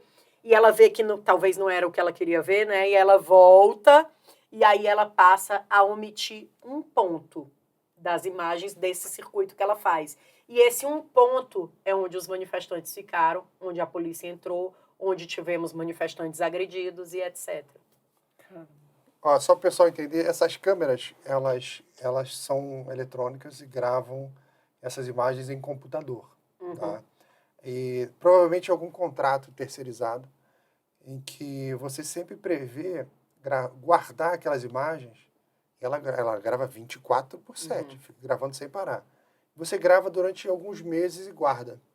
Aquilo fica guardado. Então, se você chegar e pedir a imagem, ele tem que entregar 24 horas de imagem, 48, 72. Você tem uma disponibilidade de entregar 6 meses de imagem ininterruptas. Vai levar 6 meses para assistir. Mas isso está disponível, não tem nenhuma justificativa de entregar alguma coisa picotada. E nesses e-mails, a gente também localizou um e-mail que para a gente foi um pouco estranho. Eu gosto de usar o benefício da dúvida no sentido da presunção de inocência, apesar de não usarem em favor dos nossos clientes, né? Sim. No e-mail diz o seguinte, fulano de tal, a pedido do delegado fulano de tal, irei editar as imagens e quando estiverem prontas, irei enviá-las. Tem isso no e-mail. Tem isso no e-mail e a gente tem o e-mail. Aí eu digo para a Gabriela que eu gosto de usar a presunção de inocência, porque pode ser que ele estava editando assim, de tirar as do Planalto, de botar os horários certos. Pode ser que ele fale, vou editar porque eu vou pegar a partir de meio-dia, não vou pegar de meia-noite, Então, vai ficar 12 horas de imagem. E aí eu gosto de usar essa presunção, mas que tem o e-mail lá, tem. E que tem essas falhas nas imagens, tem também. E aí o que acontece também do grave dessa história? Primeiro, as imagens a gente era para ter recebido antes da oitiva das testemunhas de acusação. Porque em poder das imagens, eu poderia confrontar as testemunhas. Que, por sinal, mentiram muito. Né, principalmente as do Senado, as polícias legislativas. E eu digo isso porque eu tenho as provas das mentiras, né? Para mim, a história ali já estava meio nebulosa e mentirosa. E até cheguei a confrontar um deles, trouxe elementos, né? Trouxe que ele tinha sido nomeado em um gabinete, que ele trabalhou em um gabinete antes de passar na polícia, e etc. Trouxe alguns elementos, e aí confrontei algumas situações com ele. E ele dizia, não, isso não existiu, isso não sei o quê. E hoje eu tenho as provas. E eu só peguei as provas depois de tudo isso, depois de tudo que aconteceu, né? E aí a gente recebeu, numa semana, as provas e as audiências, a gente recebeu, tipo, numa quarta-feira ou numa quinta-feira, e as audiências começavam na sexta. E eram 4 teras de imagem. Nossa. Então não tinha como. Não tem como baixar num computador normal de uma pessoa normal. E aí a gente contou com a ajuda de pessoas que são da área, inclusive o marido da minha cliente é da área, e ele conseguiu fazer uma filtragem dessas imagens para mim e ajudou vários outros também a Porque fazer. tinha as imagens lá do Senado. Do né? Senado Ele tinha. tentou me ajudar, não conseguiu. Apesar de Muito grande. as imagens do Congresso terem as imagens do Senado, mas não tem a da Câmara. Então, o Salão Verde ali, a gente conseguiu imagens pelo YouTube, que tem no YouTube, Nossa. e não tem no processo. Entendeu? Então, assim, fica prejudicado até para você provar uma inocência que não seria uma obrigação nossa, né? E, assim, teve que ter essa minúcia de uma pessoa que fosse especializada nisso para poder filtrar essas imagens e, mesmo assim, não chegou a tempo da gente confrontar em audiência. Perfeito. É impressionante, são muitas informações, né? Todos 11. Acho que as pessoas também devem estar, assim, chocadas, pelo menos eu estou chocado com muita coisa que eu escutei, e confirmações, né, do que a gente já vinha suspeitando e ouvindo de outras pessoas. E, bem, esperamos que vocês consigam aí continuar nessa luta, parabéns, né? O Brasil está com vocês porque é uma luta pela nação, pela liberdade, uma luta pela justiça. Então, eu só tenho que agradecer, em nome de todas as pessoas, acredito, que estão assistindo, pensam a mesma coisa. Né? Então, parabéns e força, né? Não desistam. Imagino como deve ser difícil e talvez até vocês tenham medo, né? de tudo que está acontecendo. Temos, sim, a gente brinca, né? Que daqui a um pouco a gente vai estar no inquérito desses, né? Mas a gente não vai fugir da Inclusive, nossa isso é missão, piada né? também lá no STF, né? Essa questão dos inquéritos. Não sei se vocês acompanharam. O ministro Alexandre de Moraes recebeu um voto para ser vice. Ah, eu vi. Eu vi. E aí eles fizeram piada, né, sobre isso. Tá? E daqui a pouco vai colocar todo mundo no inquérito. Então, assim... tipo, Eu vi. Falou, né, a se fosse gente no tá- TSE, eu é. não teria perdido essa É, eleição. e assim, pra gente que tá vendo famílias sofrendo, pessoas que estão passando necessidade, filhos que estão com problemas mentais, pessoas que estão com problemas mentais, pra gente isso é muito dolorido. E eu não tenho como fazer uma piada com a vida humana, entendeu? Pra mim é muito forte, apesar da gente ter esse medo, né? Sim. Que é um medo que é uma constância. Eu me formei para lutar pelo direito e assim eu vou continuar sendo até o dia que Deus quiser, né? Porque é da vontade divina mesmo. Como dizia Sobral Pinto, a advocacia não é profissão para covardes. Então, a gente está aí nessa luta, sem nos acovardar. Que bom. E nós agradecemos as mídias sérias, né? Que nos dão essa oportunidade de falar o que está acontecendo. A gente ri bastante, mas a gente é sério quando está Quando é necessário. E é importante frisar, né, que a gente, sempre que traz algum elemento à tona, a gente traz com provas. Sim. A gente jamais vai falar alguma coisa que a gente não possa provar, ao contrário das instituições, né, que vem fazendo. Mas se Deus quiser, isso vai passar. Essa época vai passar e a gente vai poder... porque essa é uma tônica da história da humanidade, né? A liberdade é algo que sempre precisou de defesa, né? O tempo inteiro. Ou seja, a gente só está revivendo a história de novo. Só chegou a nossa vez. A gente pegava livro de história, né? Falava, olha que bonito, olha, eles lutaram aqui, conseguiram libertação dos escravos, conseguiram libertação aqui, direito. O direito, ele é escrito com sangue, com suor, com muito sofrimento. Essas lutas faz surgir o direito. Ou seja, se você não tomar conta da liberdade, se você não tomar conta da justiça, ela vai se perdendo dentro desses defeitos humanos, né? Essa ânsia por poder, por controle, começa a engolir essas liberdades. E vocês estão fazendo nada mais do que repetir essa luta que vai parar em livro de história. Não se assustem. Os nomes de vocês não serão esquecidos. Com certeza. Bem, queria agradecer, então, a presença da Carolina, da Gabriela. Muito, muito obrigado mesmo, né? Acredito que o pessoal deve ter gostado demais, eu gostei muito. E toda semana agora, né, Laudelino? A gente vai estar vindo com o Pode Atualizar, então fiquem atentos vocês aí na plataforma, que vai estar sempre novidade por aqui, toda semana. Obrigado, Laudelino, também. Obrigado, Max. Obrigado, meninas. As guerreiras, né? Gente, elas são um time. Você não faz ideia. Guerreiras Você não faz a ideia. Muito legal. É igual Esparta, né? Obrigado. Foi uma honra, Obrigada. tá, pessoal? Foi uma honra para nós. Muito bem. Pessoal, então, fiquem com Deus e semana que vem a gente volta com mais um episódio do Pode Atualizar. Tchau, tchau.